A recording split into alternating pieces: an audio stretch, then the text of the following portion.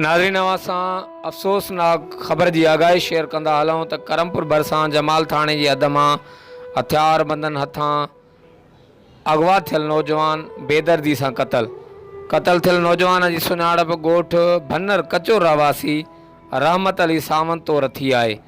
इतलाह ते करमपुर पुलिस कार्रवाई कंदे ॻोल्हा बाद शेरमंद लाड़ो वटां क़तल थियल नौजवान जो लाश बरामद करे पोस्टमार्टम लाइ करमपुर सरकारी अस्पताल पहुंचायो।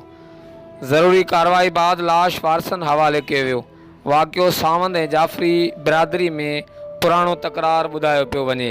जी नाज़रीन, करमपुर मां असां अफ़सोसनाक ख़बर जी आगाही शेयर कंदा हलूं।